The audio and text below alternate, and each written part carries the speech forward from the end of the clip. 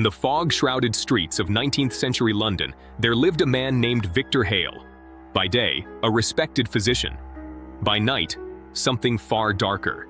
Born in Transylvania and cursed by a wandering gypsy, Victor was doomed to an eternal thirst. You will thirst for what you take, and what you take will never fill you. The killings began in Whitechapel. Beggars, prostitutes, the world's forgotten. Victor became a vampire in mortal skin, his tally growing as history blurred around him. From the trenches of Paris to the speakeasies of New York, he feasted. By the 1960s, he was the highway phantom, leaving 700 souls screaming in his blood. The voices of the dead became a roar. In Las Vegas, 900 kills became a symphony of agony. The ghosts were no longer just whispers. They were becoming a prison. Now, in 2026, the tally is 9999. Tonight, Victor stalks his last victim in the rain, but the curse's final endgame is about to reveal itself. The 1000th soul isn't a kill, it's a replacement. The pattern is complete. The shoes are waiting to be filled. The National Guard withdrew from Black Hollow on November 8, 1998. They left behind a town that had forgotten how to breathe. They left behind floodlights that still glowed faintly at night, motion sensors that triggered for nothing, and a perimeter of orange barricades no one bothered to guard anymore. The state police tape across the church doors peeled away in the wind. It was as if the law itself was trying to forget what happened here. Inside those doors, the shoes were never moved. 217 pairs, left exactly where they were found, standing in the dust, waiting. On November 9th, a hunter from the next county over, Ray Tanner, decided to take a shortcut through Black Hollow on his way back from a deer stand. He didn't believe in the stories. He just wanted to be home before the frost really set in. He drove past the football field just after dusk. The floodlights were on. He slowed the truck. Something wasn't right. The field was supposed to be dead, yet it was glowing. 217 pairs of shoes stood in perfect rows on the 50-yard line, exactly as they had been left. But something had changed since the reports. But now they were facing him. Not the goalposts, not the town, him. They were watching, waiting for the engine to stop. Ray cut the engine. He shouldn't have. But the curiosity, or the dread, was too strong. He needed to know if he was seeing what he thought he was seeing. The silence was absolute. It was a vacuum, a world without sound. And then the first vibration reached his ears. He heard it. A single step, soft, deliberate. The distinct sound of a leather sole pressing into wet grass. Then another. He looked left. A child's sneaker, Sarah Whitaker's, took one step forward from the front row. Then another pair, then 10, then 50. The entire formation began to move. Not hopping, not tumbling, walking. Each pair lifted and placed itself in perfect rhythm. Laces swayed slightly, as though invisible feet were still inside them. Ray's hand shook on the gear shift. He couldn't look away. He was paralyzed. The shoes marched toward the sideline in a slow, unbroken line, 217 pairs moving as one organism. A single, terrifying entity. When they reached the edge of the field, they stopped, all at once, facing him. 200 pairs of eyes that weren't there, staring through the glass. Ray felt his throat close. He tried to start the engine. The key turned, but the starter only clicked. Click, click, click. And then the sound changed. Then he heard the giggle. High, clear, a little girl's laugh. It didn't come from the field. It came from the back seat, right behind his head. He looked in the rearview mirror. Sarah Whitaker sat there, exactly as she had looked in every missing poster. Pigtails, red coat, smiling, but her feet were bare. And on the seat beside her sat her sneakers, laces untied, facing forward, waiting. Ray's heart felt like it was going to burst through his chest. Ray screamed, a raw animal sound of pure terror. The giggle stopped. The atmosphere in the truck shifted. It became cold, ice cold. The shoes on the field turned as one, every pair pivoting on invisible heels, and marched back to their original rows. They were finished with him. For now. By the time Ray looked again, the field was empty. The lights were off. Sarah was gone. But he wasn't alone in the truck anymore. Not really. But her sneakers were now on the passenger seat, laces tied. still warm, as if someone had just stepped out of them. Ray drove home shaking. He never told his wife. He never told anyone. He tried to tell himself it was a hallucination, a trick of the light and the exhaustion of the hunt. But 3 nights later, he woke up at 3:17 a.m. to the sound of small footsteps in the hallway. Soft, deliberate, leather on wood. He opened the bedroom door. He shouldn't have, but he had to know. And there they were, the sneakers, Sarah's sneakers, standing in the doorway. They took one step forward, then another. Ray slammed the door. He didn't just lock it. He needed more than a lock. He needed a barrier. He barricaded it with the dresser. He sat on the bed with his shotgun across his lap until dawn. He didn't sleep. He didn't even blink. When the sun rose, the shoes were gone. No trace of them in the hallway. No sound of Sarah's giggle. But they had left something behind.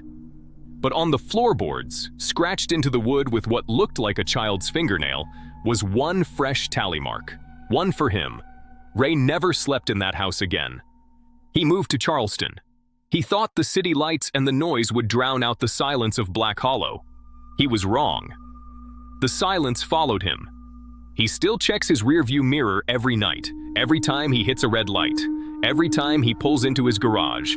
He still hears the giggle sometimes. And every year on Halloween, he finds a new pair of shoes on his porch, always children's, always facing the door, always warm, as if they just stopped walking. Black Hollow is a memory for most, a ghost story for others. But for Ray Tanner, it's a reality that he carries in his rearview mirror every single night. The march doesn't stop just because you move. Some things are never truly left behind. Be careful where you take your shortcuts, and watch your step. Black Hollow was erased from maps in 2001, but the mystery remained. Every Halloween, the football field lights turn on, without any power. In 2002, 3 teenagers dared to visit. They found 217 pairs of shoes in perfect rows and the sound of children giggling from within the leather. They fled, but the town wasn't done. Mia found shadows in her reflection.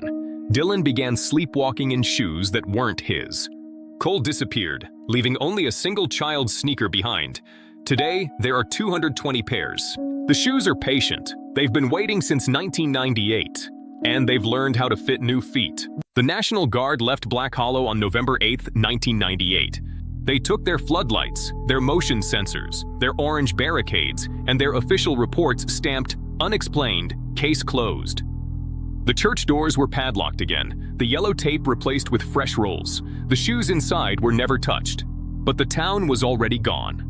The 47 survivors who had barricaded themselves in the church on November 1st were never seen again. What was found 3 days later was worse than silence. Every pair of their shoes, 47 now, lined up in the pews, facing the altar. Laces tied, soles still warm to the touch. No bodies, no blood, no signs of struggle, just shoes. The county sheriff, by then the only law enforcement left within 30 miles, ordered the church sealed for the 3rd time. He posted 2 deputies at the doors with shotguns and explicit instructions. Do not enter, do not look inside, do not listen if the bell rings. They lasted 1 night. At 3:17 a.m., the bell rang again. 17 minutes.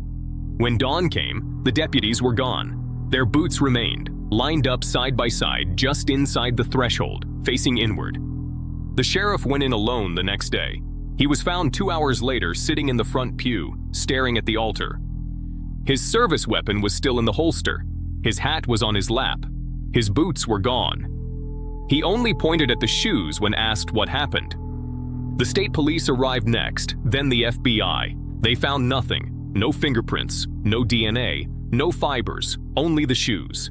Every single pair, 217, had been rearranged overnight into a perfect spiral in the center of the sanctuary. In the very center sat one pair of children's sneakers, Sarah Whitaker's. They were still warm. The guards set up a perimeter, floodlights, motion sensors. At 11:47 p.m. on November 4th, every floodlight on the field failed simultaneously. When power returned, the spiral was gone. In its place, 217 new pairs of boots, all lined up in perfect rows. The state declared Black Hollow a restricted zone. Roads were barricaded, signs posted, "Danger, Unstable ground, do not enter. But locals still talk. They say if you drive past the old turnoff at night, you can hear it. Faint rhythmic footsteps, hundreds of them. And when you look in the rearview mirror, there's a pair of small shoes on the back seat, laces tied, facing forward, waiting. The shoes are walking. They are looking for feet, and they know exactly where to find them. In 2004, the state of West Virginia did something unusual.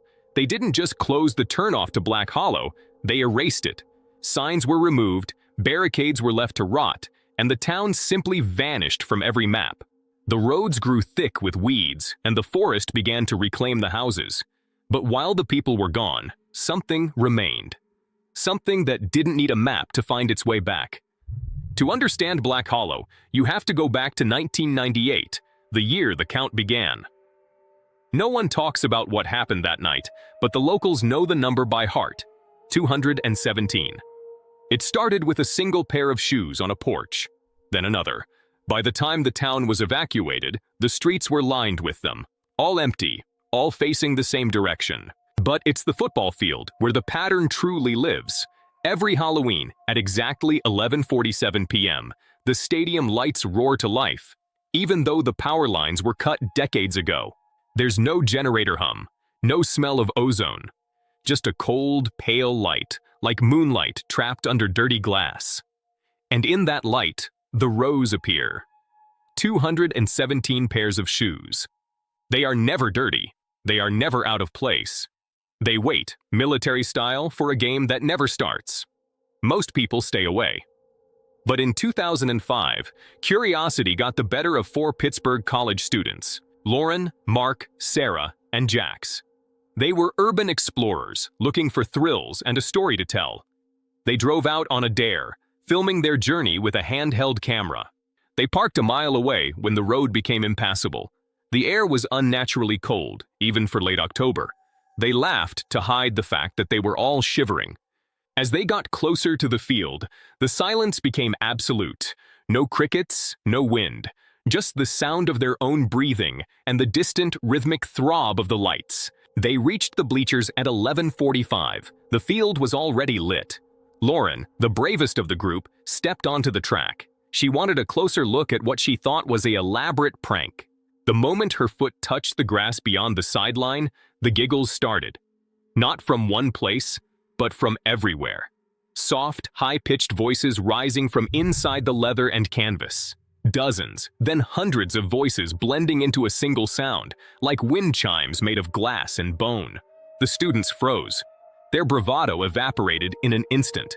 They weren't walking yet. They were just testing, finding their balance. Then, in perfect unison, they began to step, each pair lifting and placing itself in rhythm. The kids turned to run, but the panic was too much. They tripped over each other in the dark, their flashlights casting frantic arcs of light into the trees. Lauren hit the ground. Her flashlight rolled away, and for a second, she was in total darkness. Then, she saw them. Sarah Whitaker's sneakers, standing right there, facing her. Sarah Whitaker had been missing since the 1998 incident. These were her favorite shoes, the ones she was wearing the day she disappeared. And now, they were standing in front of Lauren, untied, waiting. The giggles grew louder, faster, until they were a deafening roar. Lauren screamed, and then, silence. Every shoe turned in perfect sync and marched back. The lights cut out. Black Hollow was a grave again.